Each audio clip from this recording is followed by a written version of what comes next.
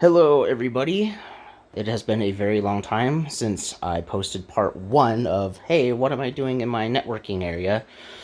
Today I am filming part 2 of this video because, well, about time I do it because really I've had enough of this room being filthy and I want it cleaned. Let's just start right from where we left off, shall we? Obviously, you can see here that I have not yet used my patch panel, so I'm going to start by doing just that. Basically, right now, it's just a matter of figuring out what cable goes to what. So, bear with me here while I do this.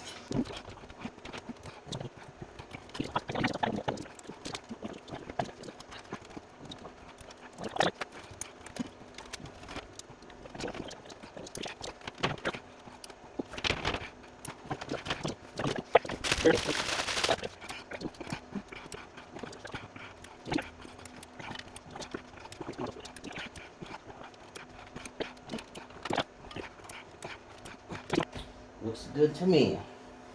Now I just gotta double check that everything is working right. I see lights on everything I plugged in, same with this one, but I want to make sure everything's online. So let me go and do that. Alright.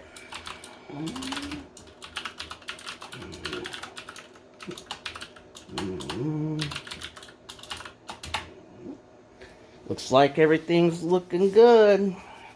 I'm calling this one done. Except for that. I'll tie those down later. But hey, I am cool with that pattern.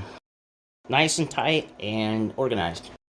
Okay, well, if you guys remember, my project last year, or whenever I posted the first part, was to get this spec'd out as high as possible so I can put this in the rack. This is an HPE DL360 Gen9. But, as you can see, we've got a few things missing. Well, number one, it only has one processor. Obviously, I'm not cool with that because I have other big, large servers I'm not going to use that have two. And this is also a Gen 9. I did verify that online. And what I'm going to do, move these buppies, those two processors over there. I have a heat sink for the CPU number 2 there. And then I don't think I have any RAM in this. Nope. Well, I have some on my desk over there, so we'll get all that transferred and see how it goes. So here's all the RAM that I got. These are HPE memory sticks. They are, the camera will focus, these are PC4 DDR sticks. So use the diagram in the door here. And I'm going to populate the slots as if 2 CPUs are going in this because, well, that is going to happen.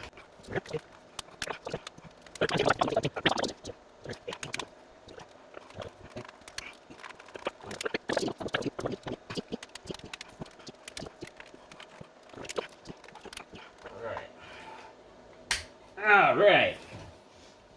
We have RAM.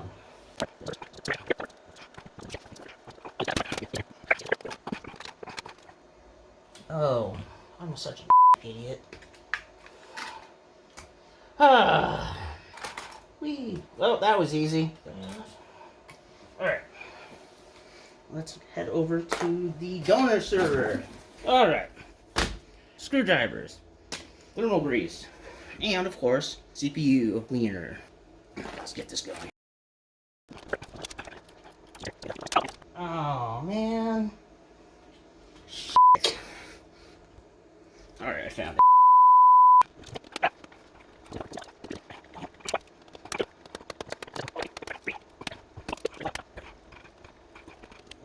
Yep. There we are. There's CPU number 1. And there we have it. There's the first one. Alright, so I took the CPU back to my bench just so I can show you what I'm doing to prep this for transfer into the smaller U server. So I use Arctic Clean. It's been nothing but a great product for me. I'm not being sponsored, but you know, if you want to know how I do things or are interested in what I use, no, there you go. That's what I use. While I'm waiting for that short amount of time, I might as well point out the changes that I've made since the last video. I have acquired a power supply where I can hook items directly to it, set the voltage and amperage on obviously the wattage, and then if you look right over here, that is a microscope. I also have a digital one, but it is upstairs.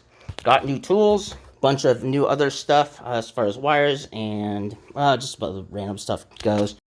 I've had this, but I haven't had a chance to use it yet, but obviously I have projects to do, and I'll be feeling myself doing all those, so you will get to see me use the desoldering gun. Alright, back to it. Let's take a smaller size of this.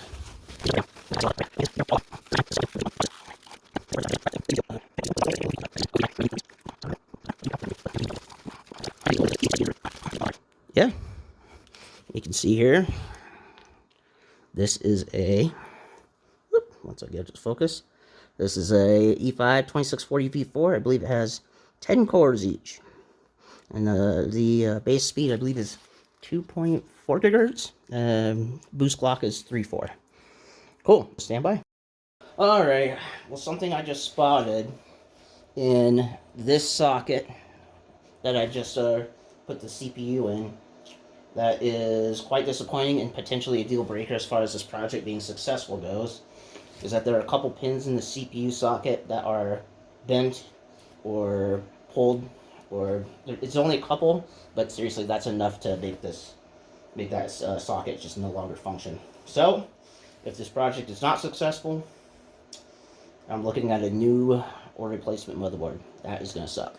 I still need to find where I put those freaking fans at, so I can put those in. Because you have to have fans in all 7 slots for the board to allow 2 CPUs. Let's get this old one out and put this guy in.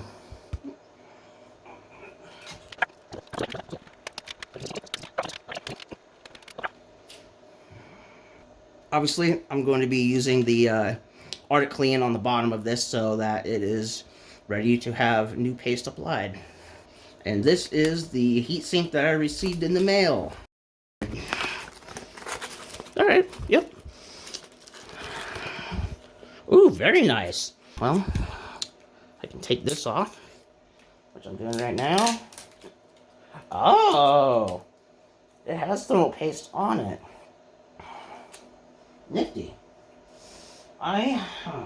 I might as well just, I'll add some of mine to this, because it's probably going to be old. Yeah, it's dry. It's dry. So, I'll need to clean the thermal paste off this. Very nice, but obviously the years have done things to this.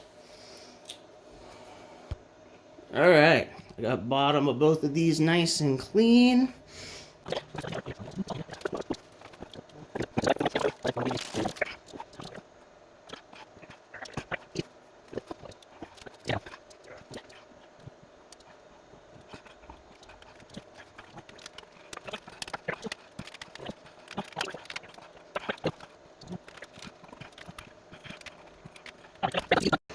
Okay, this server's in, so I will boot her up, get it on the network, all that stuff later. But I have another project. Oh, I dropped one. I need to replace some fans in this puppy. The reason is that one or more of them are making really, really bad grinding noises. So I'm going to open it and do just that. So actually, let me just turn it on. We'll just power it up. These are all pretty high quality souped up. Oh, did you hear it? Bzzzt. So yeah, we can't have that. Turn that off. It's always good to have some standby fans. Never ever go without having fans that you can hot swap. If you can't afford a fan, can't afford a server. Anyway, let me get that going. So this is going to be interesting because I hope I have enough slack to be able to just pop this open and close her up. But let's just see what's going on here. Oh. This is heavy. I have no idea as to how I was able to lift this in here on my own. Hey, that's why I have these. That 6A cables are gonna go in there soon. Okay. Let's see what this puppy is doing fan-wise. Performance fan. Woo. Okay, as you probably know, I got you off the tripod so we can figure out which one of these fans are freaking. It's gonna kind of reseat and tap them. These fans were working just fine as of late. Alright. They should boot up here. Up. You. Found ya. See what's that.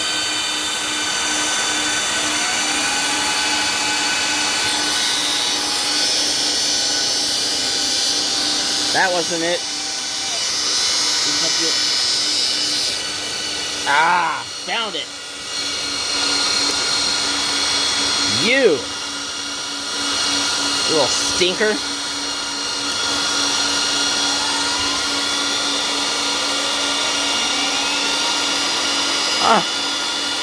Looks okay.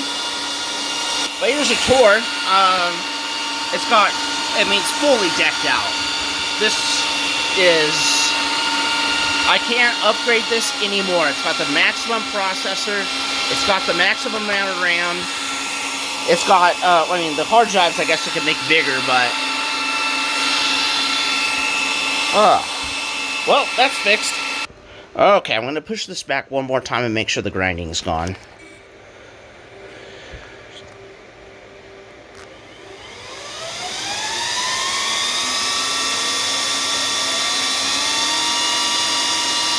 We have a winner! Awesome.